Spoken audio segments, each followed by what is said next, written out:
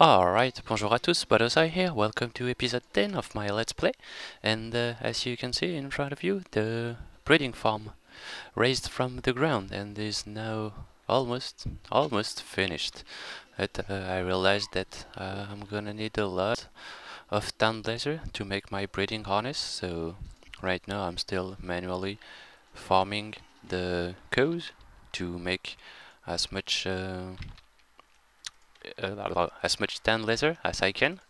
I still have a lot to make before I'm gonna be able to finish it, and I still have some trouble so to filter the baby from the adults. I think I came up with the solution that's gonna work, but I'll still have to test it a little bit. We'll get into that quickly after, but first I wanted to get back to the hemp farm because looks like I wasn't completely cleared when I made the previous episode, and I had all setup planned with the buddy block and I completely forgot about it. Guess I'm just too used to the texture block and I forgot about it. So I've tweaked the setup and now using only the buddy block, you don't need any redstone gates at all. All I did was replacing the detector block with the buddy block and connect them to all of the 4 rows of dispenser. So whenever the amp in front of this dispenser grows, the buddy block will detect an update and send a pulse. This pulse will go into the 4 rows of dispenser on the both part of the farm, and this signal will go to the dispenser, so the dispenser will swallow the amp. They'll try to place a block, but they don't have any, so they'll swallow when they turn it off, and swallow the amp, which will be in its inventory. And when the dispenser swallows the amp, the buddy block will detect a new change because the amp block in front of it got swallowed and turned into an air block. So a second pulse will be sent, and this pulse will make the dispenser spit out all of the amp into the water to be harvested. So you don't need any redstone gates or monostable circuits, just the buddy block and the block dispenser. This thing will not work if you use pistons because the piston will get in front of the buddy block and it will create an infinite loop. The piston will retract and extend and retract and extend, and it will jam up everything. So that was the first thing I wanted to fix. And I also wanted to quickly show you a small setup to easily make siding and panels. So I have my saws right here, and above them I'm gonna place a block dispenser, if I manage to place it right. Oops, ouchie. There we go, and the second one in front of the other saw. Ah, come on. And if I make a small redstone clock, it will send a signal to the block dispenser that will place their content in front of the saw. And if we place, let's say, some siding and some moulding. Oh, come on. Over here. There we go. Same thing on the other one. And I'm gonna place blocks above them, which will carry the signal. Oops, fairly. From here, and also from here. So the repeater will carry the signal, and I'm gonna make a loop with a redstone torch, place everything on the second layer, and the block dispenser will place the block in front of the saw. And if you want to turn it off, just place a lever on the block on which the torch is attached, and if you power the block, it will turn the torch off until you turn it on again, and it will start the loop again. and that's how you can easily automatically make planks, gears, siding, and everything you want. You should note that the minimal delay you need is 5 ticks, so the redstone torch is 1, then you'll need at least 1 repeater at full delay, but I've added more, and I'm even gonna add more because my computer suck and the slowest is the best for him. So that was the second thing. Also, next thing, I quickly made a very small and fairly simple cactus farm. So if you didn't know, to make a cactus farm, all you have to do is place a block where next to the block where the cactus will grow, since cacti, how do you say that in English? Yeah, I think that's cacti. Anyway, when the cactus is come on, when it grows, if there's a block next to it, the cactus will pop up as an item. So I have 2 water sources, one here and one here, that leads into 3 hopper, here, here, and here. These ones will not get that much cactus, but here I'll get the most of it, and I'm gonna use that to dye my wool, because as you know, I intend to color code most of my redstone contraptions for you guys, so I'm gonna need dyes. Also, next thing that I've tweaked is the dung farm. So now the wolves will only produce dung when they've been fed, so you have to constantly feed them. And to do that, I use the dispenser clock. So the dispenser will spit out an item on this pressure plate. The pressure plate will turn this torch off, and when the item in front of the pressure plate will disappear, the torch will turn on again and will make the dispenser spit out a new dirt block. And the same signal is connected to the other dispensers, which are throwing food right next to the wolves, which are here. I've just resetted it. That's why there's food wasted here, but as you saw in the cauldron, that's not a problem. Given how many cows I've killed, I have a huge amount of stacks right now.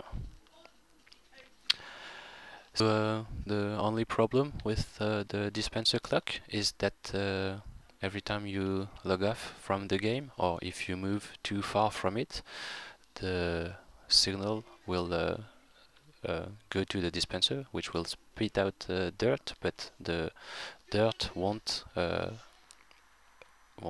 power the torch, and it will freeze the system. But since that's something that I do every now and then, when I resupply the dispenser, it doesn't matter. All I have to do is just press this button, which is connected to the torch again, just like the other dispenser. It will start the dunk farm all over again.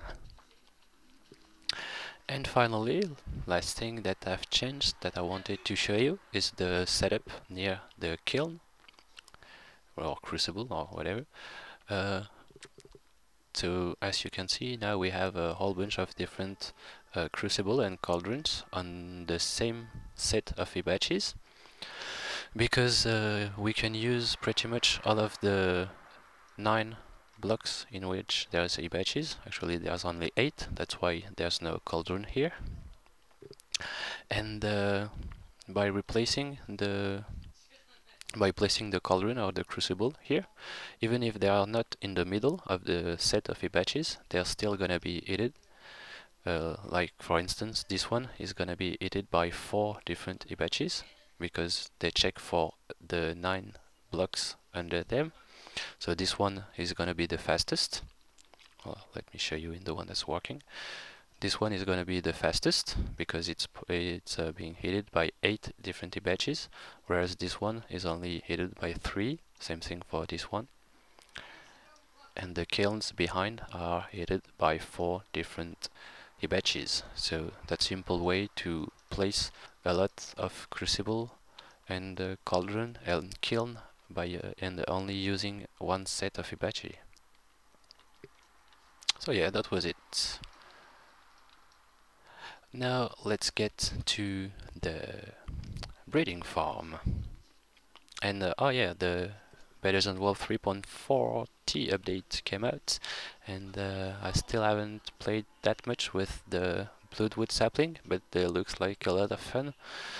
And yeah, I intended to make a base in the Nether once this one will be finished, and I wasn't completely sure about it, but now with the Bloodwood sapling, I'm definitely sure that that's the next thing I'm gonna do once everything here will be pretty much finished. But yeah, let's get to the breeding farm. So I've tested different setup to filter the baby from the parents, but the two first I've tested weren't working. Whoopsie. So I'll show you why, and after that I'm gonna stop the video and tweak a little bit my system until I find something that I think should be working. But let me quickly show you what I did first. We have the parents, which are here. We have three blocks. Each parents are on the wooden planks here. When they breed, the baby will fall right in between them and will then fall down there. The block dispenser are used to feed them, and I'd rather use the block dispenser because you can place it facing down, unlike the regular dispenser, and also because there's more slots in it, so you can place more wheat. So the dispenser will spit out the wheat right here, and the baby will fall in between them. As you can see, they can even eat the wheat to breed if there's a block in between, and you can even space the parents to block, so you can have a too wide hole in between them, and they'll still be able to breed with each other. So that's like telekinesis breeding. And now let's get downstairs. When the baby fall, on this one we have one kind of setup that I've tested. The baby would fall either from the two parents here, or the two one that still aren't there, because I need more breeding harnesses. But yeah, they fall into a water stream that leads them over here. When they stay stuck until they grow and become adult, and once they're adult, they'll be able to jump on here. There's gonna be that was supposed to be the same setup on the other side. That's why there's a detector here, even if it's not connected to anything. And they would step in front of the detector right here, which will send a signal to the block dispensers right here with a piston in it. So when you power it, it sends a pulse. That's a monostable circuit right here, a bit different, but that's a monostable circuit with a longer delay.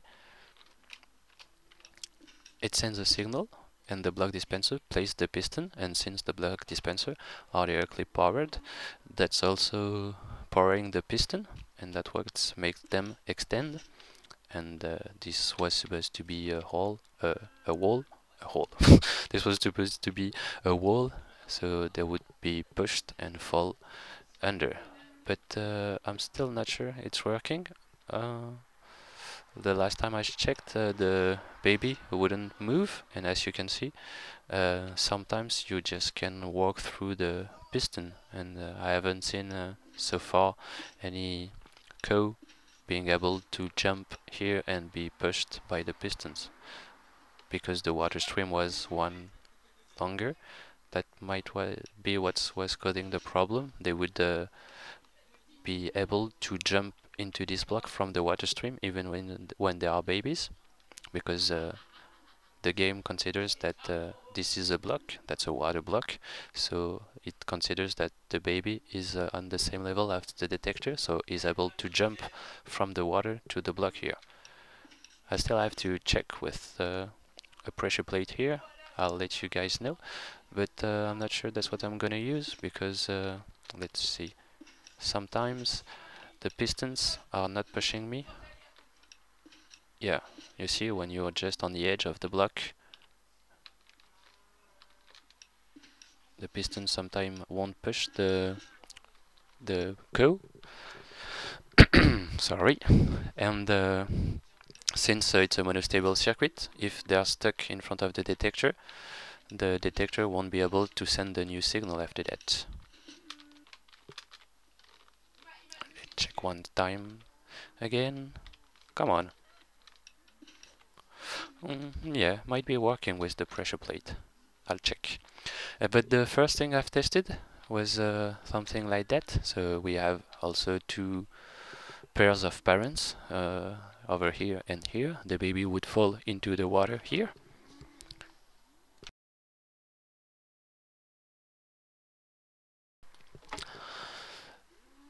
The baby would fall into the water here and get carried into this one block hole, from which they wouldn't be able to escape until they matured and became adults. But I've tested it, and when the baby reaches this block, it won't start to move at all. And I've even let my computer running overnight, and after 10 hours the baby became an adult and was still standing here and not trying to move at all. I have even removed the dirt block from here, and the cow wouldn't try to move at all, would just stay stuck here forever. So that was not working. What I'm gonna do now is just breed a little bit more cows and try to see if this is working, this kind of setup, but I'm not completely sure about it. And if it's not, then I'm gonna use something different. I'm probably gonna just drop them all, the 4 of them, here, here, here, and here, into a pit with 1 block high all around the pit. And when they'll become adult, they'll be able to jump off the pit, because I think that's the problem. Well, the flower child mentioned to me that the problem might be because the animals, when they are in an enclosed space like that, would get into cool down mode and wouldn't try to do anything. So that might be the problem, and if I drop them in a bigger pit, that might solve the problem. And if it's still not working, then we'll do a different setup using time instead of their behavior, because right now I'm trying to use their behavior and their inability to jump when they're babies to separate the babies from the adults. But yeah, if that doesn't work out the way I want, we'll just use something simple with animals falling into a trapdoor and stacking up like that, and a signal going to all of the trapdoors every 5 minutes. So when they'll fall down 4 levels, so after 20 minutes they'll meet their death. But I'd rather use the behavior aspect. That's much more fun. So, yep, that's it. I guess I'm gonna conclude this episode on that right now. Yeah, just one last thing about the timber mode. I've decided that I would only use it with golden axe, because I still like the way it works and not having to spend hours getting wood, but it's a bit overpowered without some sort of limitation, since it won't damage the axe. So I'm only gonna use golden axe to cut down trees when I'm harvesting wood. And yeah, I'm gonna stop that now. That was a short episode, but on the next one we'll get more into the breeding. We'll see all of the redstone parts, because I still have to find the best way to make a 5-minute timer to speed out wheat from the dispenser. So that's gonna be a small challenge because I tend to use only bio clocks, so I'm still not sure which one I'm gonna use. I'm hesitating between hemp, a mushroom with a lot of them, or vines might be a good solution. I'll still have to run some experiments to calculate their average growth time. But yeah, that's it for today. I hope you enjoyed the video, and I'll see you soon. Bye bye guys. See ya.